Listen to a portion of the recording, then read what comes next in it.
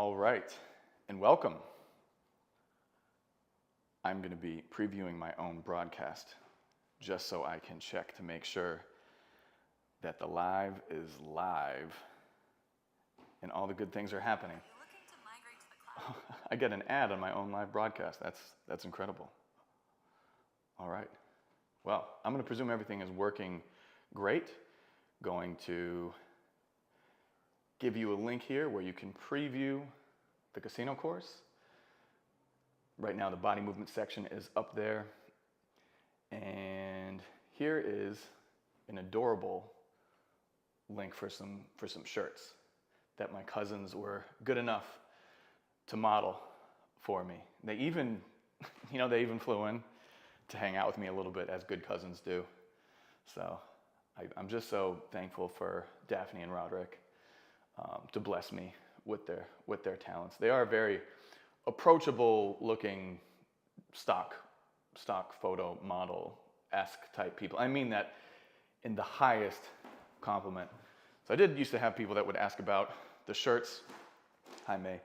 And charming anecdote before we get started, I suppose, is my friend used to print them for me. And he was a guy who had a screen printing business and, just sort of did his thing. And after moving away, I didn't hear from him for like 3 months, and he moved to the middle of the country, and it just turns out that his screen printing business completely blew up, and he is so rich and busy now that he can't print my shirts. So I had to find a drop shipper, and after testing out some samples, found a very good drop shipper. The shipping is free because I couldn't figure out how to set up like shipping zones and this and the third. So I said, all right, free shipping. So wherever you are, domestic, abroad, I believe they're free shipping if you want to check out a shirt. So here we are. We're going to take a look at some body movement. I spent all day yesterday reshooting the body movement section of the casino course, and I think it's a little bit tighter, flows a little bit better than the previous videos, which were good. So I've heard. And we're just going to take a look at it again while it's fresh in my brain. Going to share it with YouTube. As you'll see on the top of the screen, for the rest of September, I am running a 40% off promotion. So it's the same link that you can go to preview the body movement section of the course that's up right now. You just follow that link, click preview the course. It'll ask you to join the site, just an email password, or log on with Google or Facebook or whatever, easy peasy. And you'll be able to see all the videos in the body movement section that we're going to go through today. And it also has a video that Clara shot close to a year ago now with some details for the ladies.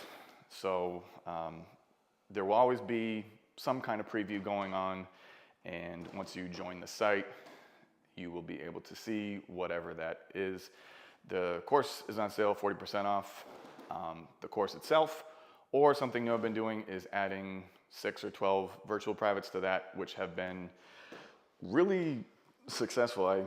I offered a promotion on it some time ago to get it started and just to get some testimonials and things like that. And I've done between 1 and 3 virtual privates with all the people who picked up the discounted packages. And man, oh man, I thought it was going to take longer to sort of see a meaningful difference. But after like one class, it's really something. I'm very excited to be able to have a case study of where 6 and 12 go, because I think it is going to be pretty impressive. So let's take a look at body movement, and this is just sort of my methodology for how I present it. And the idea is it's something that you're always coming back to. So when you first start off with a dance, it's a little bit intimidating to, you think you're going to be learning some turns, and then, some jerk is just like, okay, isolate every inch of your body and learn how to perfectly control it so you can look perfect. That's not, when I present body movement, what I'm going for at all. I just want to give a complete resource that you can kind of constantly be referring back to. So if you're someone who's coming to casino with a dance background and you have, you know, a higher amount of body control and things like that, and coordination, you can get further, obviously, into taking a look at body movement, implementing it into your dancing than somebody who's never danced, no nothing, no how.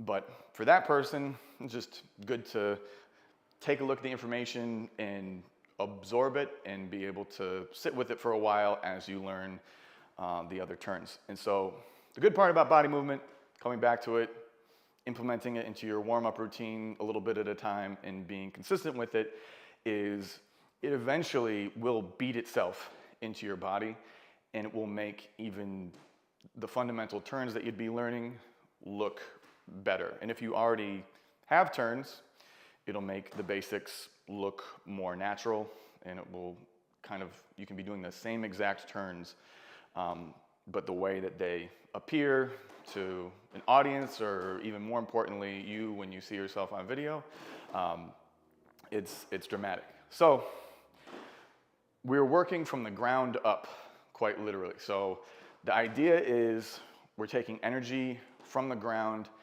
and letting it flow up our body from obviously through our feet into our lower body. It's gonna be at the hips, and then into the torso, and then out into the arms, and the energy is flowing through the fingertips. So if you hear like a Dancey Dance person talk about arms, they'll always reference energy flowing through the fingertips. So we got some drills in here that'll kind of make those concepts a little bit easier to grab onto. You hear people say, move your arms from your back. You'll hear people say you need to be grounded. And usually the gap is in explaining what to do to get those sensations. So this is my stab at trying to provide that. And again, if you pick up 40% of it and then wait a week and then you get another 10%, you know, that's just kind of how this particular topic works. So the first thing we need to do in order to be able to channel that energy is to set our frame, and that's just finding reliably good positions in our body that we can call onto and hold that position, and the tensions that we want to have throughout our body that's going to allow the energy to transfer. So we don't want everything moving independently. So I don't want to think necessarily about my feet and then also my arms are moving and they look disconnected. It has to be a continual flow. So for the first part, setting our frame, we need to firstly have a good posture and a neutral spine. So if you were to say you've got a hook on the top of your head, you're being pulled towards the ceiling, and that straightens out your spine, and that works for you, that's good. But a lot of times we're not really aware of how we stand until we see ourselves standing. So what is going to feel normal might not be a neutral spine for you. So a lot of people obviously have kind of slumped shoulders, and we definitely don't want that. But if you're used to standing like this, this probably feels like you're standing with great posture. And then real common is that people stand hyperlordotic, I believe is the term, where they've got like that crazy arch in their back, which can look good sometimes, but it also pushes your belly out and gets your spine out of position. So the first thing that we do is run down some isolations in 4 segments through the spine to be able to have you get in touch with the muscles that control your alignment so that you can correct your posture and find an accurate idea of what neutral is for each of them. So the easy one to start off with is the neck. So if I'm just standing normal, I want to keep everything below my neck quiet and just isolate the neck. So I can take the chin to my chest and then return back to neutral, and then all the way back and back to neutral. So it's important here, so I'm not just warming up my neck by swinging it back and forth. I want to find that neutral position and let my body learn a good posture. So down, and then neutral, and then back, and then neutral. And you can do this for as long as feels good or takes for you to kind of set that neutral position. We're gonna work down now to the chest. So I wanna leave my neck in the same position as best as possible. And I just wanna act like I'm getting punched in the chest, and the chest is just gonna kind of cave back. So if I'm standing neutral, I'm taking a punch in the chest, and only the chest is going to cave in and back to neutral. And then I'll open up the chest, so I'll feel a good stretch right here, and then bring it back to neutral. Close, and then neutral, and then open, and back to neutral. Close, neutral, open, neutral, close, neutral, open, neutral. And again, you can do this for as long as it takes for you to find these positions. We are gonna get into pretty arms and all this beautiful stuff, but first thing we have to do is set the posture. So take it down now to the belly. And so this one is hard to separate from the hips and the chest, but we just gotta do our best here. So I wanna keep everything above the stomach and below the stomach quiet and not moving. So this one, I'm taking a cannonball into the stomach, and I'm gonna have that segment of the spine just kind of collapse as most as it can without involving my chest. So I'm neutral, take a cannonball to the stomach right here, and then bring it back to neutral. And then I want to put my belly forward. So not just pushing out my belly, gross, not just pushing out the muscles in my stomach, but from the spine, extend without putting a huge curve in the hips. Try to extend that part of the spine forward, and then back to neutral. So again, we're going to collapse the belly, take it to neutral, and then push it forward, take it back to neutral. So collapse it, neutral, forward, neutral. And so this one's real important for connecting your upper and lower body. So, and it's also an easy one to kind of like lose track of. So these isolations, it isn't necessarily that we're gonna be moving like this forward and back with these, different segments of our spine, but you're creating mind-muscle connection, and you're activating them and making your body aware of them. So I know that when I used to see myself dancing, if I didn't like how something looked, usually it ended up being that this part was not engaged and soft, and my upper body and lower body were looking disconnected. So if you have a similar issue, whether it's higher or lower up the chain, that might be it, but this is a common one. So those isolations here in the stomach region of the spine are gonna be helpful for keeping your upper and lower body connected. And again, it's all about energy flow from the ground up, so that's important. Now, the John Travolta video that we see on the internet where it gets weird. Let's take a little bit of a bend in the knees, and we're just gonna sit so that we can work on our hips a little bit. So hopefully the hips are neutral to start, and we're gonna tuck them forward, under, and bring them back to neutral. And then we're gonna arch them back, and then back to neutral. And so again, just the hips. So everything above the hips, we're keeping stationary. So forward, back to neutral, back. So right here, I don't wanna arch everything, just the hips. Back, and then neutral.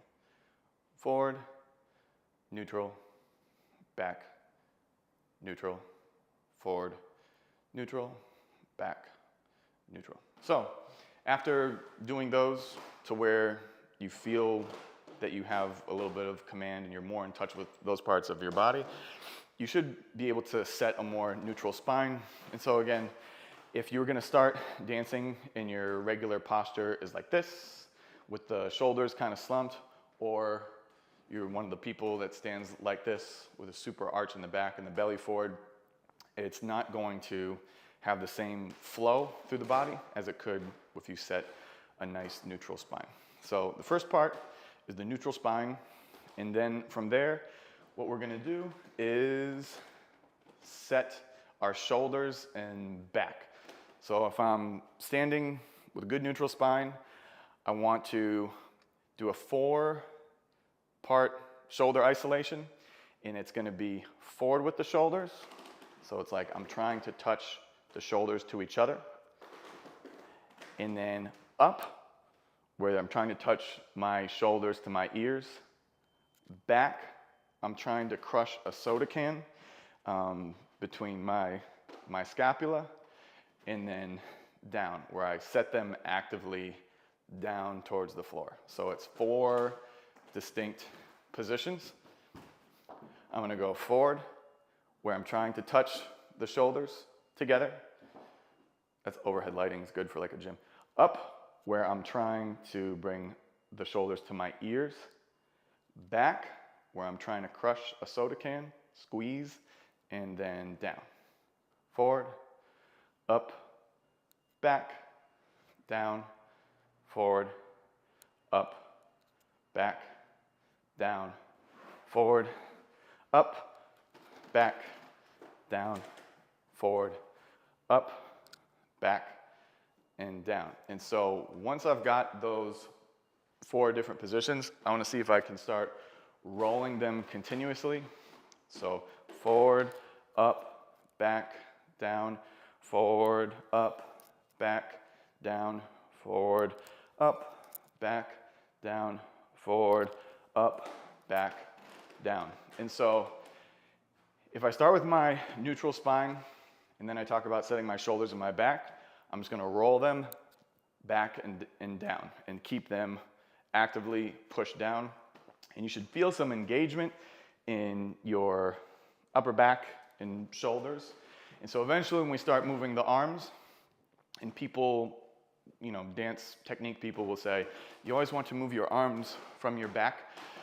If these are engaged and active, you will have a much better chance of commanding the motion originating from your back, as opposed to look like you're just trying to move your forearms and your hands. So getting the awareness there is another key for the mystical idea of moving the arms from your back. If you're watching this, if you could say hi and leave a comment, that would help. You could say, your audio is definitely working 100% and there's nothing to worry about. I'm get very nervous during these live streams. Okay, so far, we've set our frame. We have a neutral spine, we went over those isolations. Then we're gonna set our upper back, roll the shoulders back and down, set them down. And we're gonna do a little bit more with arms just for practice, and it will also help us set our frame. But what we wanna do is, if you are in a snowy climate, we're gonna try to make the biggest snow angel possible without lifting our shoulders up. Sometimes the microphone gets messed up when I do that. So what I want to do is, after I've set my back, rolling the shoulders back and down, is I want to take my arms and just make them in a circle like Da Vinci's anatomy drawing. Bonus points to anyone who knows the name of it without Googling. And so right here, when I get to the top, I want to make sure my shoulders are set down and not that they raise up like so. I'm gonna move this super quick. So not that I lift my shoulders up, I leave them back. So I'm going to bring them down and then bring them up. And I'm trying to think of having my fingertips touch the furthest point of the circle on that anatomy drawing that is possible for my arm length. So that's to say the energy is coming out of my fingertips. So if I don't think about that and I just bring the arms up like blah, it's not going to get me in the right practice as if I am actively pushing out all the way up as much on the outside of the circle as possible. So when I get here and I'm up, I want to make sure my shoulders are set down. I'm going to bring them down one more time, and then just set them in front of me about a tabletop height and have them relaxed. So in order to set the frame, I've got my neutral spine where I'm not arched, I'm not slumping. Neutral spine, I roll the shoulders back and set them down. And then just for practice, I can take the arms on the outside of my circle and then bring them down and leave them in front of me, tabletop height. And they'll just be hanging out here. So these are all drills, of course, to build different muscle memory and get things in your body. It's gonna change a bit when you dance. So obviously if you're gonna go out social dancing, that's not gonna happen. But if you do these drills, it's gonna get enough good habits in your body that they'll start to happen on their own. All right, so frame, we got frame. Now we're gonna take a look at weight transfer, which is something that people either grab onto it and do it right, or they do it totally opposite. It is kind of a decision tree right there. It diverges significantly. So just to see where we fall, let's just try it together. So if we're talking about a grounded dance where the energy comes from the ground is gonna flow up our body, we need to have kind of a march down. So down, down, down, down, down, down. And so that's gonna allow the energy from the ground to transfer up into my hips, which I can use it to move the hips if I want to, but we're not there yet, into the torso, and then from the torso out into the arms. And so that is what keeps everything looking, everything looking connected. So in order to have that march down, the weight needs to follow the bent knee, okay? So if I'm marching down, and if we're doing a mirror image, let's say you're doing with your right foot and your right leg is bent, the right knee's bent, the weight should be there. And then it transfers to the left, and then the left knee is bent. Back to the right, to the left, to the right, to the left. And so each time that I'm saying right or left, that signifies the bent knee and where the weight is. So if I'm going right, left, right, left, right, when I stop, I should be able to very easily pick up the left leg. So left, right, left, right, left, and I stop, I should be able to very easily pick up the right leg. If you are not having this experience, like your knees are bent and you're alternating feet and you're stepping and all that stuff, but once we get to the point where I'm saying pick up this or that leg, and let's say it would be something like this. Left, right, left, right, left. Okay, pick up the right leg. And you have to move your body weight in order to pick up your right leg. You're probably transferring the weight wrong, and it's common enough. So what we can do to fix that and have the weight not run away from the bent knee, but go towards the bent knee, is just a little drill where you can grab a wall, you can help someone push their car, but you basically need to change the angle of your body like so. And all I want to do here is pretend, pick something that won't move, I would say, if you're going to do this. So I want to push against something, and I'm going to use the ground to do it. So hopefully this will be a very natural movement for you, using the ground to push. You should feel the resistance. And so you change from one leg to the other, to the other, to the other, to the other. And if you are pushing properly, you'll feel that resistance from the object. You wouldn't get very far trying to push something by just picking up the knee and changing the weight like this. So if you're trying to help your friend move your car, and you go over to it and you're like, yeah, I got you, totally. And then you start basically doing a high knee drill like this, you're not a good friend. So what we need to do is to feel that sensation of the pushing, push, push, push, push. And you notice the weight is gonna follow where the bent knee is. I'm pushing into the ground, and eventually just stand up with it a little bit at a time to where you can keep that same sensation of pushing into the ground. And that is the weight transfer that we're looking for. So with the weight following the bent knee, push, push, push. And we're gonna use that energy from the ground to go all the way up, where we can use the momentum to accentuate the hips a little bit, then the torso, and then the torso into the arms. So the weight transfer is the key after we set our frame to getting that flow going. So if you are watching, please say hi. Why don't you? A reminder that per on the top of the screen, you can preview this entire section that I re-recorded yesterday, body movement, at the link shown. It's also in the description. And if you enjoy what you see there, the course and some virtual privates, those different packages throughout the rest of September on sale for 40% off with a code that will be shown when you get to that link. All right, so we've got our frame, good posture, roll the shoulders back and down, arms up, arms down, then leaving tabletop height. Bend the knees a little bit, find the weight in the ball of the foot, midfoot, and then our weight transfer where we're shifting the weight following the bent knee, one side to the other, to the other, to the other, to the other. So the next part up the kinetic chain is the hips. So maybe later. But I will say that in the course, we have Clara doing a whole thing with hips. And you can watch it right now for free. So I'll spare you my hip dissertation, perhaps bonus at the end of the video if I still have energy. But head over to the site and watch Clara do her thing. I would say they are, when it comes to hips, if you had to pick between me and her, I would probably go with her. I'm a close second, but I'm a second.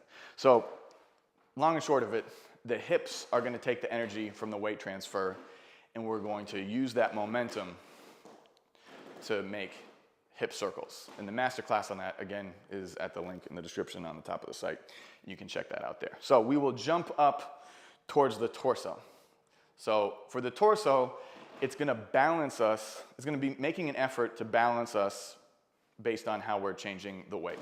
So what we need to do is train the torso to balance us in a useful way for the body movement that we want. So when we get to partner, this is a common phenomenon in partner dancing, but when we're stepping out Paso de Son and we get a partner in front of us, a lot of times you'll see the leads not keep parallel shoulders, and you'll get this kind of scoop phenomenon happening like this. So they think they're moving the torso, but they're really just letting the hips wobble from one side to the other, and it's letting their shoulders dip. And so it's exactly what we want to avoid. So to get in a good habit, this good old drill right here, putting the arms out to the side. And what I want to do is get a wide base so that I leave my hips in the same spot for the time being. And I don't want my hips going side to side. I want to isolate just the torso. And so let's reach to our left side, left, right, left, right, left. And so you notice the arms are staying pretty parallel right here, and I don't have shoulder dippage. And the other thing I don't have is my hips following where I'm going. And my hips right now are just carrying my torso. I'm really not moving my torso, so I don't want to be doing this. And I definitely don't want to be moving only the hips and not having the torso move at all. That is what is going to be the culprit for that dip scoop phenomenon that we were talking about. So in order to set yourself up for success here, get a nice wide base and a little bit of a bend in the knee and try to control your hips. So leave them right in the same spot with the arms out to the side and just reach and reach and reach and reach. If you find that you can't do that and your hips are starting to move or only your hips are moving, go ahead and do this sitting down, and that's going to take the hips out of the equation. This is perfectly fine to do sitting down, but we need to isolate the torso. And then after you feel what that feels like, then you can try standing up and having the core control to keep in the same spot with the hips. But one more time, all we want is just the torso to move from one side to the other, to the other, to the other, to the other. And so if we keep this going, what I want to do is leave the arms parallel and close them towards the front like a zombie. And in addition to the side with the torso, I want to be reaching, reaching, and reaching. So the same side where my torso is moving, I want to reach with one arm or the other, and that's going to give me a little bit of forward shoulder action. So I'm reaching with the left, right, left, right, left, and let's bring them back out to the side. Left, right, left, right, left. And so I've got some side to side, and if I bring them in front, I'm going to have a little bit of forward shoulder going, but the arms are staying parallel to the ground. Left, right, left, right. And now, if I bring my arms down in front of me slowly, but I keep the forward shoulder going, I keep the side to side going, and I bring the arms down, you'll start to see almost like the hands are starting to make circles on their own. And so what I want to do is use my torso and shoulders as a primary driver and just grab onto some of this momentum that's already there and start giving the arms a little bit of shape. The shape is going to be circular. So that is the next thing we're going to do is arms. So we covered frame and position, right? Getting my good starting position, shoulders back and down, neutral spine, da-da-da, arms tabletop, slight bend in the knees, weight, midfoot, ball of the foot. From there, went over the weight transfer, so changing the weight from one side to the other in a way where the weight follows the bent knee. It's going to take a path up our body into our hips, which you can watch Clara do her thing with hips on the link in the description and on the top of the site, or the top of the video. And then we went up to the torso, and we got that balancing us in a useful way for the body movement where the arms or shoulders stay parallel. And I've got side to side torso and forward and back shoulder. And we're going to take, we said everything is a chain for the energy. And so whatever is moving is dependent on what comes before it in the kinetic chain. So what comes before the arms in this kinetic chain is our upper body and our torso. And so because we set a good frame, roll the shoulders back and down, our back and shoulders are engaged. And we're going to be able to, initiating from the back, let's say, we're going to be able to move our arms using the torso as the primary driver. So the first part about arms, if you're just concerned with arms, how do I get good arms, is don't think about your arms. First, you need to think about making sure the frame is set, shoulders back and down, and that you've got good torso movement with parallel shoulders. And again, this is one that you can definitely do sitting down to make sure that you're isolating just the torso and the shoulder, but eventually you want to be able to do it standing because we have to connect it all together. But we got the torso movement, side to side, we got to get that going, in the forward shoulder. And the best drill for this that I stole to give our arms some shape is pretending that we have a Sharpie in either hand, and like really pretend, like really visualize. It's super helpful. I actually did it in a video, but pretending this is a blank piece of paper on your chest, I actually put one on my chest, took actual Sharpies, and drew circles. That is what we're gonna kind of drill to get the arm shape and keeping a continuous motion in the arm. And what I found when I did the drill was that I had one circle that was smaller than the other one. So I had like a lazy circle that I was making. So it made me realize that something there was kind of tight that I needed to adjust. I needed to work on getting more mobility or being more conscious and intentional with that arm. And it's easy to see in other people when you watch them that they have kind of like a lazy arm that just sort of goes along for the ride and doesn't really pull its own weight. And the other one is a little bit more crisp and intentional. And I found mine by doing this drill, literally doing a literal version of the drill. So, blank piece of paper on your chest if you're alone and no one's watching, Sharpie in each hand.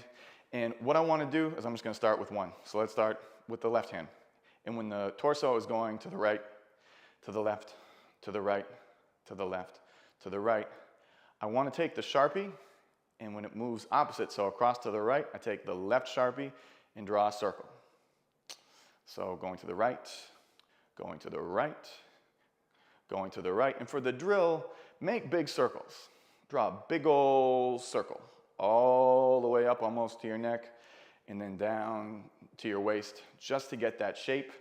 and just to do a bigger version that when we stop thinking about it, and we've got a bunch of other stuff that we're worried about, weight transfer, where the beat is, all that stuff, when it eventually kind of loses its amplitude and the dynamicity of its amplitude, it'll still be keeping the shape, even if it's a smaller version. So across, across, and the circle is down, and down, and down. So I'm gonna keep the torso going, and I'm gonna switch now to the right hand.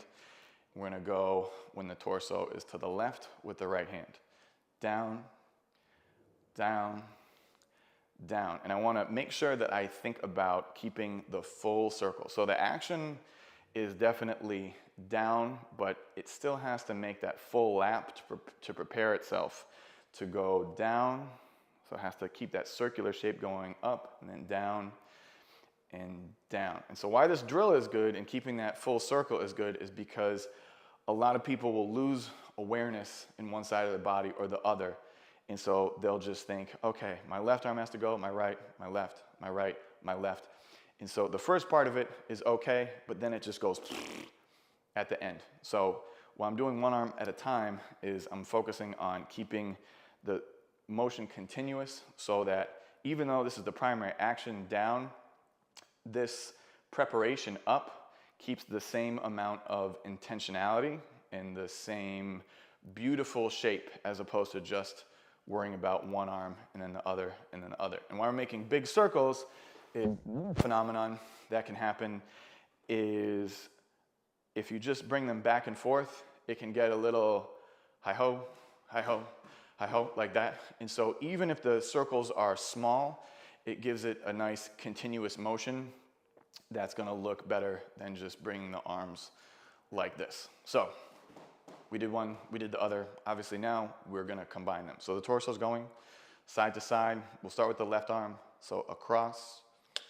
across, across, and we'll add in the right arm. Across, across, across, across, across, across, across, across, across. Circle, circle, circle, circle, circle, circle. Now we gotta lose the Sharpies, but we gotta keep the same circular concept. We just have to pick something to do with our hands. So an easy one is if you just make loose fists, like you're shadow boxing, you can just keep this little shape here. And this kind of says, and it, you know, it might just say, I like how this looks. But it also kind of says, yeah, I took classes, but I grew up dancing a little bit too. So you can tell because my hands are in a loose fist. So I just want to make sure that when we're doing the, whatever hands I pick, that when we're doing this drill with very intentional circles, just because I change my hands, I don't start losing that shape. I want to keep the circle thing going no matter what the hands are doing. And then from there, you can pick the amplitude of the circles, how big, how small, whatever. So all these drills are sort of, in addition to being an introduction to body movement, it's like if you see a video of yourself dancing and it's like, man, I don't know if I like how my arms look. It gives you some things to run through that you can kind of play with options. So you can make bigger circles or smaller circles. You can change your hands to a different shape if you don't think the fists work for you. Speaking of, what we can do if we want to convey that in addition to just liking how they look, a little bit more of an open hand, leaving the palms towards us, facing us, or even a little bit up. What we might be saying here is, you know, I don't like to brag, but I'm somewhat of an artist. You might be able to tell by my hands. So if I want artist hands, what I can do is just keep the fingers pretty much together and then just, not like super karate chop, just a little bit of an arc, nice and relaxed. And again, I want the awareness. I don't want it to be that I'm moving my hands because I'm going to lose that connection with the rest of my body. And I certainly won't be moving the arms from the back. If I have too much, if I'm thinking too much about the hands, it's almost like the forearm and even maybe the upper arm to a certain extent in the hands are about half asleep. And so you woke up and you have to move them. But what are you going to do if your arm is half asleep? You're going to use momentum from the rest of your body. So the momentum we're going to use here is from the torso movement and the arms are about half asleep, but just enough that I can make an intentional shape with them. And if I have my artist hands, it's the same thing. I just want to keep those circles going. If I have the shadow boxing hands, I want to keep the circles. If I want something a little softer, what I can do is go palm down. So palm down here. And so if I'm keeping the circles here with the palms down, I'm going to be leading. So I'm leading across, the movement starting from the back, of course, but then it's with the elbow and then the wrist and then the fingers. So everything is a wave. So I'm definitely not leading with the hands, of course, like I said. It's a wave out throughout the body, starting from the back to the elbow, to the wrist, to the hands. So Karate Kid, paint the fence, like old Karate Kid. Old Karate Kid. Paint the fence. I don't know how old everyone is here, but like real Karate Kid. Paint the fence, right? Up, down, up, down, up. So I'm initiating with the elbow, and so the last thing to flick through is the wrist. And so when I'm doing my closed hand, or my palm down hands, if I want like a softer kind of a thing going on, it's got to lead with the elbow first, and then the wrist, and then the fingers follow. Boom, boom, boom. Boom, boom, boom. Boom. Circle, and I keep making that same circular shape. And again, obviously, if you want to see someone with prettier, soft palm down girl hands than me, Clara's video, that's on the site above and in the description. She does a great job of breaking down details for the follows for hips, shoulders, arms, to give the aesthetic that you might be looking for that is not natural to me. Although, if you watch the live class, the styling classes that were, the intermediate classes with the emphasis on styling that we're doing currently on Tuesdays, I gotta say, I watched the Vasila arms that I did as the follow, and you know, not bad, not bad. At least 6.5 out of 10. Okay, so we have our frame. We have our neutral spine. We rolled the shoulders back and down to set those lats and shoulders for the arms that we're going to eventually get to. A little bit of a bend in the knee, and then just going to find the weight, my midfoot, ball of the foot. I can play with the arms, bring them up, and then bring them down into tabletop height. My weight transfer, I've got the weight following the bent knee, whatever side I'm going to the left, to the right, to the left, to the right, to the left, to the right, to the left. And from there, the torso is going to balance. So the torso is going to follow wherever the weight is with parallel shoulders that we did with a drill where we kept the arms out to the side parallel. Had a little bit of forward shoulder going here, reaching for the same side. When we brought the arms down, we said we're going to use that circular momentum to draw circles with whatever hand shape, boxer, artist, softer palm down hands, whatever. And so we've got this flow now for the body movement. And what we have to do is apply a cadence after we plug in our computer to make sure that this live video keeps going. And with this little break in momentum here, I'll remind you that you can preview the course at the link shown. And if you wanted to, with free shipping, you could pick up a beautiful black on black shirt as modeled by my cousins. But now let's put a bow on this body movement thing. So every weight transfer that we've been doing so far was an even cadence, and we just did slow, slow, slow, slow. And so the slow transfer, everything from the weight to the arms, is going to take 2 beats. Slow, slow, slow, slow, slow, slow, slow. But as we know, we dance quick, quick, slow. Quick, quick, slow. Quick, quick, slow.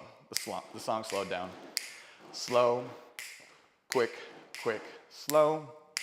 Quick, quick, slow. And so I need to make sure that everything that I'm doing, I keep control of everything that I'm doing to keep everything in sync during that slow beat. So because everything is dependent on what happens before it in the kinetic chain, it should be natural that everything moves together. But if you're learning this as new coordination, it's probably going to take a while to let it feel like everything is connected. So let's do starting from the weight transfer. So set our frame. A little bit of bend in the knee. Arms up. Arms down. Tabletop. All right, and so we're just going to shift with the right leg. So right, left, right, left, right, left, right, left. And we'll go quick, quick, slow. Quick, quick, slow. Quick, quick, slow. Quick, quick, slow. We'll add the torso. Slow, slow, slow, slow, slow, slow. Let's put the arms in front. Slow, slow, slow, slow, slow. Bring them down. Slow, slow, slow, slow. And put the cadence. Quick, quick, slow. Quick, quick, slow. Quick, quick, slow. Quick, quick, slow. Quick, quick, slow. Quick, quick, slow. No arms. Slow, slow, slow, slow, slow, slow, slow. Here we go. And quick, quick, slow. Quick, quick, slow. Quick, quick, slow. Quick, quick, slow. Quick, quick, slow. Quick, quick, slow. Okay, let's do it one more time. Facing this way. I don't know what angle is preferable, but set the frame. Little bend in the knee. Arms up, arms down, tabletop. We'll just change the weight. Let's start with our right foot. Slow, slow, slow, slow, slow, slow, slow. Let's put the torso. Slow, slow, slow, slow, slow. In front. Slow, slow, slow. Bring them down. Slow, slow, slow, slow. Put the arms. Slow. Circles. Slow, slow, slow, slow. Let's do the cadence. And quick, quick, slow. Quick, quick, slow. Quick, quick, slow. Let's do Paso son. Slow and quick, quick, slow. Quick, quick, slow. Quick, quick, slow. Quick, quick, slow. Quick, quick, slow. Quick, quick, slow. So last thing I'll say is Paso son, to practice the body movement is great. So doing it in place is good, but moving with is good, and Paso son does both. So when I do Paso son, I'm on the spot. So the in place, the first two steps in place, in place, in place, those steps are in place. So I want to make sure that I don't want to be thinking too much about the torso as driving my movement, that it makes me go from side to side, side to side, side to side, and side to side, and bigger to the side. My legs are carrying around my torso. So everything is bottom up. So the torso movement might look like the primary movement sometimes, depending on what kind of amplitude you have in the arms, but it's not driving the rest of the movement. It's only driving the arms. It's not driving anything below it. The dance is bottom up. So the in place step, in place, it's the torso balancing in place. And what that's going to do, especially for the hip movement, video that you can see on the link above, the hip movement, the more in place you are, the easier it is to accentuate those hips. God, I should have done it. This would have been fun. I've seen worse lady styling. Okay, so I want to be on the spot when I do Paso son, and it's like I've got a teacup on my head or something like that. If you want to make sure that you're not wobbling back and forth, letting the torso kind of drive you. So we're going to go in place, and then out. In place, out. In place, out. In place, out. So when you're practicing, you obviously want to start with setting the frame. It's like building a house. So set the frame, get the weight transfer first. So if you start adding anything above the feet and it messes up your weight transfer, go back to the step before and make sure you got the weight transfer going, and don't worry about anything else. Just let whatever is above your feet move kind of naturally, because it's supposed to move somewhat naturally anyway. So if the weight transfer is a disaster and you're like, yeah, I think I'm doing the thing that he was talking about with the upward marching and picking up the knee, get that squared away first and then move up to the torso. And don't let the arms trip you up. If this is about as much coordination as you have right now on whatever particular day, if it's just a weight transfer and torso day, that's okay. Tomorrow can be arms, or the day after. Not a big deal. It's more important to get the weight transfer in the torso to be automatic than to start worrying about the arms. If you are worrying about the arms, I want to be deliberate with those circles. So the circle drill isn't necessarily something just to do once and be like, okay, arms go in the circle. Good, because it's easy to get in the habit of losing the intention with your arms, especially if the steps are, after a point, boring to you. It's really easy to dance like you're bored, believe me. And it can get you some bad habits. So want to make sure that I start off even just a little bit. I'm gonna think about maybe not having like a full sharp in my hand, but definitely like a little pencil that you would use on a standardized test, if they still do that. I was born in the 1800s. So that I can keep the intention of the circle and keep that shape, and then kind of adjust my hands to whatever I'm going for. If you are doing the hands with the palm down and you lose the intentionality of that circle and leading with the elbow and then the wrist and then the fingers, it's super easy to fall into this like a doggy paddle kind of a thing, or like a T-Rex. That's where those T-Rex arms kind of come from. If you lose that shape of drawing the circle and that intentionality, then the elbow can kind of creep in, and then, well, my palm's already down, and you get too much of an angle here.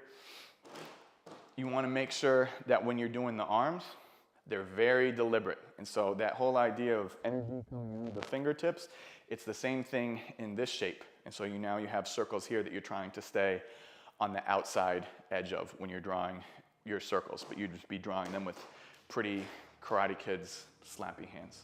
So that is my little dissertation on body movement that I hope you can revisit from time to time, or at least give you a little bit of a checklist.